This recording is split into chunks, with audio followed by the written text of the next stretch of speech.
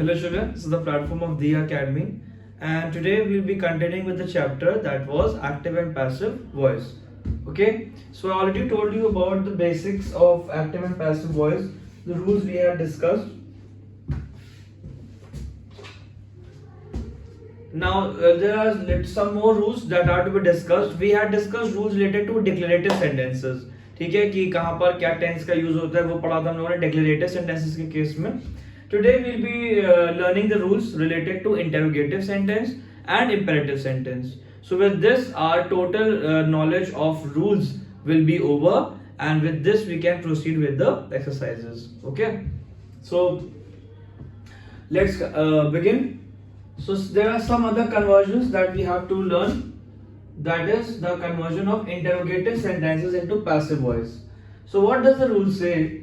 Do, does, did in an interrogative sentence in the active voice change into is, are, were in the passive voice.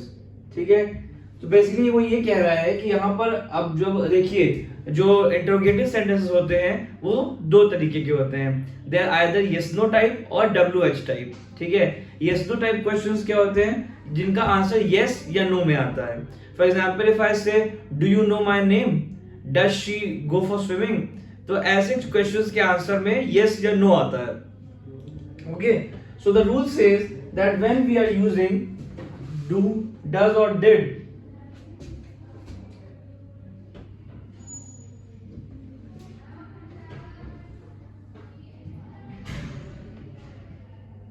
when we are using do, does or did,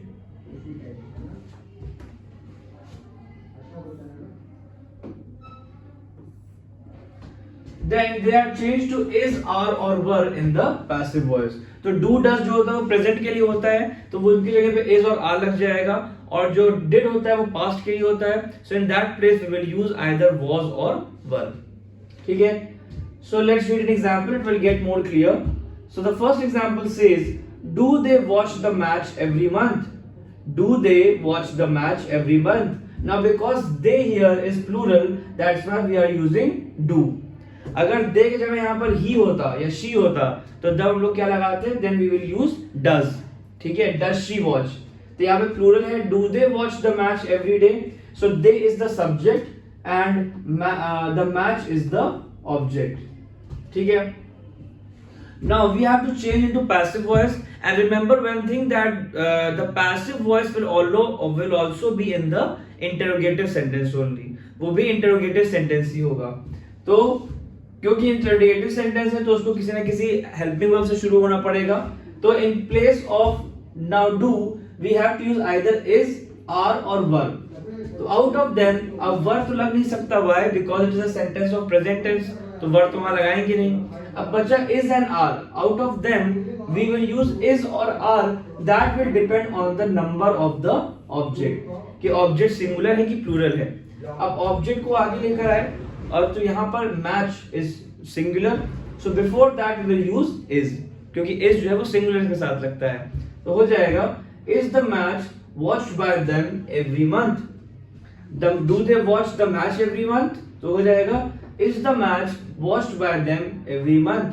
ठीक है, तो यहाँ पर this has become the subject, this is the verb third form and them is the object now. ठीक है, और इस तरह से हम लोगों ने क्या किया, उसको सब्जेक्ट एक्टिव से पैसिव में चेंज कर लिया. ठीक है, अब ये तो था डू का. Let's take one more example for does. ठीक है, यहीं पे एक जगह यहीं बता देते हैं. So let's say when sentence is there, does she watch movies. Does she watch movies? And we have to convert into passive voice. ये active है, we have to convert into passive. Now, first of all, this is your subject and movies is your object. Now, movies will come in the front. Now, because it is an interrogative sentence, तो movies के आगे helping verb लगने पर लगाएंगे. अब movies जो है, first of all ये सेंटेंस का टेंस क्या है? Does she watch, present tense है, यानी कि we can use either is और are.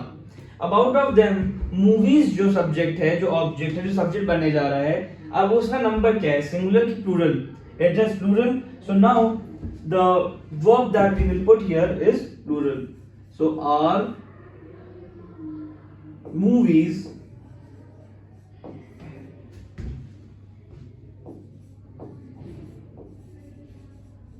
watched by her. Are movies watched by her. ठीक है.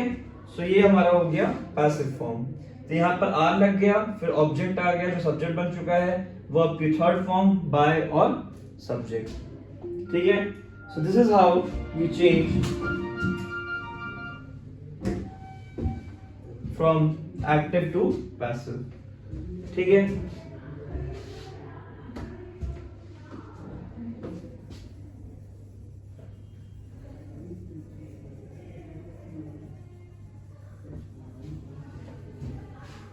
Now let's take one example for did.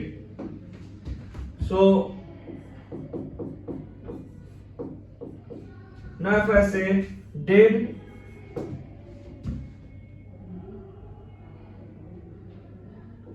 we called her for dinner?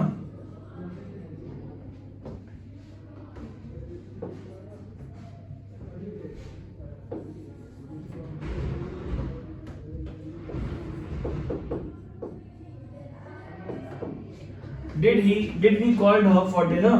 So now in the passive voice we have to begin with a helping verb, क्योंकि यहाँ पर एक interrogative sentence है. Now did is used for past tense, यानी कि जो sentence वो past tense का है. अब हमारे पास जो ऑप्शन है उसमें हमारे पास verb है और verb के अलावा एक चीज was है. तो was is for singular and verb is for plural. ठीक है. तो now अब let's see what is the object here.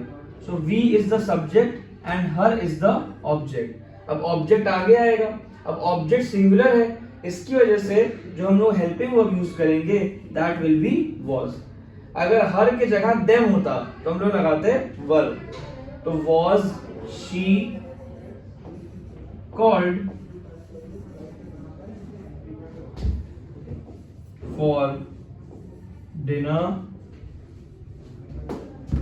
by us? Was she called for dinner by us? ठीक है.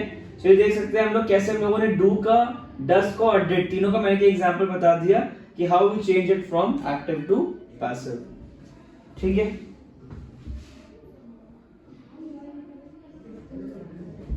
Next, let's continue with the rule. Second rule क्या कह रहा है? Auxiliary verbs like has, have in the active voice change to have been or has been plus past participle form of the verb. Okay. So yesterday we had done present perfect and past perfect. So there we had seen कि those sentences which has or have when they are changed into passive voice तो वहां पर लोग been का use करते हैं verb के third form के साथ. ठीक है. तो same चीज exists for the interrogative sentences also. Let's see an example. Have you cleaned the house? Now here you is the subject and house is the object. Now when we are changing into passive voice, first of all we have to begin with a helping verb. Now helping verb will depend on the object. Object is singular, तो इस case में यहाँ पे जो हम लोग सबसे आगे interrogative word लगाएंगे, helping verb लगाएंगे, that is has. Has the house been cleaned by you? So house has become the subject now. Been cleaned तो कहते हैं been, then verb third form and then comes the object. ठीक है. Has the house been cleaned by you? ठीक है. Now if it in place of house it was houses, अगर house की जगह houses दिया होता, have you cleaned the houses, then we will begin with have. Have the houses been cleaned by you? So what we will either we will use has or have, and that will totally depend on the number of the object. ठीक है. Next rule. Models like can, must, should do not change in active or passive voice. अब कुछ models auxiliaries की बात करें जैसे कि can, must, should, they are also used for interrogative sentences. Can I come to meet you? Should I be there for you? ठीक है, ऐसे बोलते हैं ना, या could you give me a pen? So in all these interrogative sentences, when we write it in passive voice, then the rule says that we don't change these words. ये words का change नहीं होगा, यानी को as it is हम लोग passive में भी यूज करेंगे और बाकी जो रूल टेंसेस के होंगे that will be same. Let's see with an example. So example is can he drive a car. Now can he drive a car में you can see it is beginning with a modal verb, then we have he as the subject, drive is the verb and car is the object. Can he drive a car? Now when we are writing it in passive voice, then the rule says that can will not change, यानी कि can का अभी भी can ही रहेगा. तो हम लोग begin करेंगे can से. can के बाद आ जाएगा हमारा object जो बन चुका है subject. Can a car be driven? Now drive का third form होता है driven, be driven by him. तो he का हो गया him. So this has become the object now. Can a car be driven by him?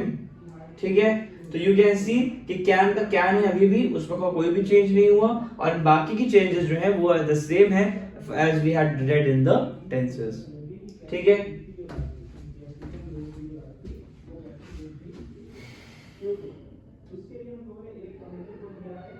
okay, so I think it's easy understood now. So these were rules for yes no type of question, जहां पे yes या no में हम लोग answer देते हैं, ये उनका रूल है. Now we'll be moving to the WH type of questions. WH type of questions क्या होते हैं? Why, when, where, how, which, who.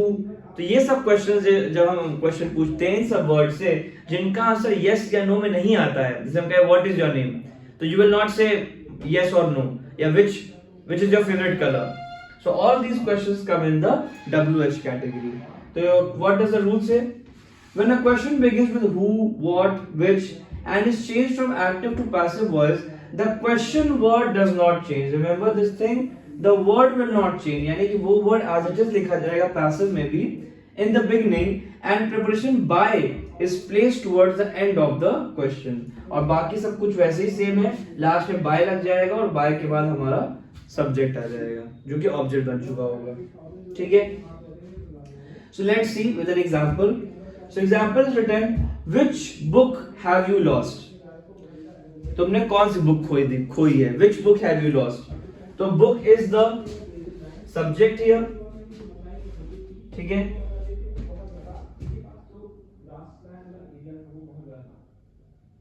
Okay, one second.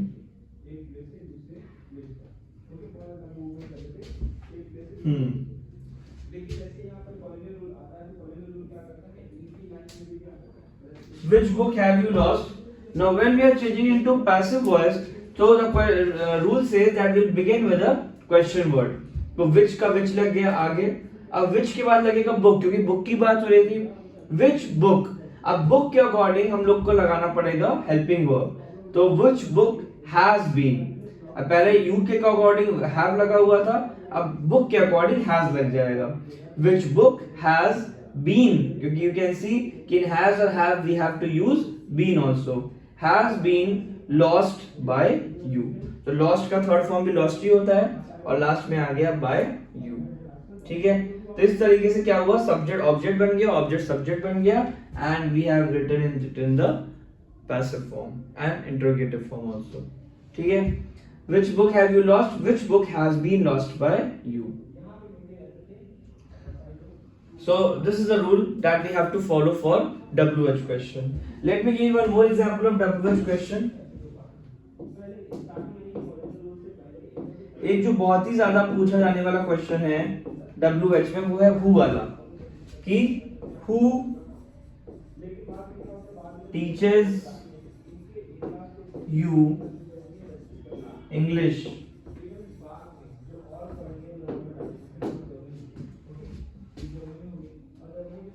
This has a slightly different rule, इसलिए मैं इसको करवा रहा हूं क्योंकि ये who का यहाँ पर who नहीं लगेगा, यहाँ पर हु का चेंज हो जाता है, ठीक है, क्योंकि हु लगा हुआ है यू के अकॉर्डिंग। अब हम लोग पूरा पैसिव फॉर्म बनाएंगे तो we will begin with by whom।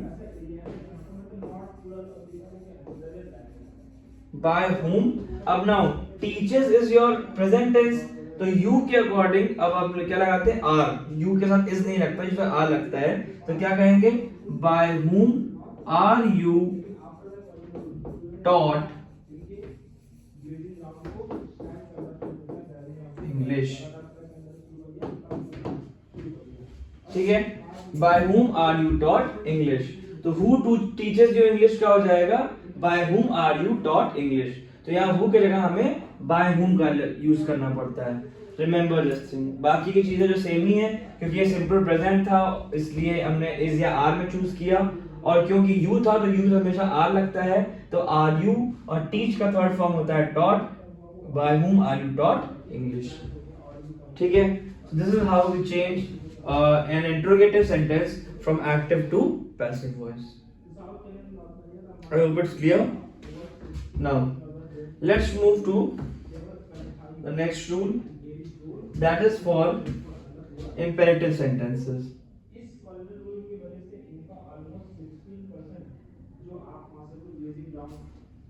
ठीक है। Now I hope you all be knowing what are imperative sentences. The sentences in which we order, command, advise, give a suggestion, we wish, ठीक है, or we bless somebody. So all these sentences come in the category of imperative sentences.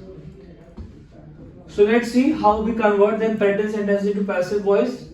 So the first rule says the passive structure of a command or order begins with let.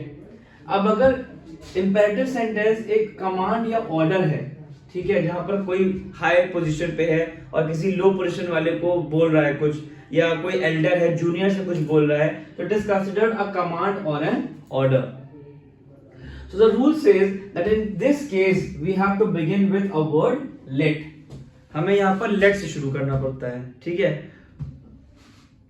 और mostly in cases में क्या होता है, the subject is not there, यहाँ पर subject होता ही नहीं है, तो इसलिए हम लोगों को लेट से शुरू करना पड़ता है। For example, do not ill treat the poor. अब यहाँ पे कहा जा रहा है, it's like an order only, कि पुअर को परेशान मत करो, उसको बुरा बर्ताव मत करो। Do not ill treat the poor. अब किससे कह रहे हैं ये बात, that person is not here, वहां पे वो सब्जेक्ट नहीं है, डायरेक्टली यहाँ पर आ गया है वर्ब इल ट्रीट, और उसके बाद आ गया है ऑब्जेक्ट दैट इज पुअर, ठीक है। तो इसका जब हम लोग पैसिव फॉर्म बनाएंगे, तो बिफोर यूजिंग द ऑब्जेक्ट जो कि सब्जेक्ट बनकर आएगा, we have to use a word let, और क्या हो जाएगा, let the poor not be ill treated, ठीक है। तो यहाँ पे डू नॉट का नॉट हो गया, फिर बी लग गया, और उसके बाद आ गया इल ट्रीट का इल ट्रीटेड, वेब की थर्ड फॉर्म, ट्रीट का थर्ड फॉर्म होता है ट्रीटेड। तो let the poor not be ill treated, ठीक है। So this is how we change from active to passive form. Now let me take one more example. For example, sentence is there, open the door. Open the door. Now when we write it in passive form, then according to rule we'll begin with the let. Let, then comes the object as subject. Let the door be opened, ठीक है। open का third form हो गया opened. So like this we change from active to passive voice. Remember that we have to use the word let, लेकिन हर जगह नहीं, only when the sentence is a command or an order, ठीक है। देख लीजिए अच्छे से। Okay, let's move to the next rule. To change an advice or suggestion into passive form, we change the object of the sentence into the subject in passive form. अब हम बात करेंगे एडवाइस या सजेशन की। पहले sentence मैंने बताया order और कमांड के अलावा एडवाइस और सजेशन भी आते हैं। तो एडवाइस और सजेशन के लिए the rule says we change the object of the sentence into the subject. तो जो ऑब्जेक्ट है वो सब्जेक्ट बन जाएगा, वो ऑलरेडी हम लोग हर केस में ही करते हैं। And we have to use should और must plus be plus past participle form. Past participle मतलब वही वर्ब की third form.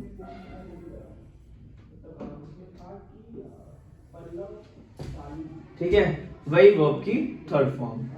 Now let's see an example, take medicines at regular intervals. अब ये एक सेंटेंस है व्हिच इज, देख सकते हैं ना ये ऑर्डर है ना कमांड है, ये एक एडवाइस है, एक सजेशन है कि अपनी दवाइयां जो है वो समय समय पे लिया करिए। Take medicine at regular intervals. Now when we write in passive form, because we are talking about medicines, तो यहाँ पर टेक हमारा वर्ब है and medicines is the object.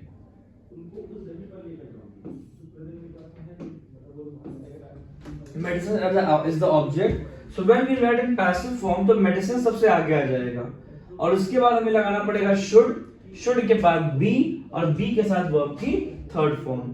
तो medicines should be taken, take का थर्ड फॉर्म हो जाएगा taken और उसके बाद बाकी का कॉम्प्लीमेंट जोड़ देंगे at regular intervals. Medicine should be taken at regular intervals. ठीक है, so this is how we convert into passive voice.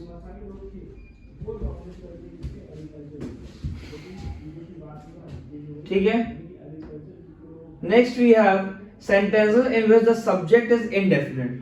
अब उन sentences की बात करेंगे जहां पर सब्जेक्ट जो है यानी कि जो काम कर रहा है that is indefinite, उसके बारे में कुछ मालूम ही नहीं है। तो ऐसे केसेस में हम लोग जब पैसिव फॉर्म बनाते हैं तो हम लोग सब्जेक्ट को छोड़ देते हैं, we don't keep it in the passive voice. Let's read the rule.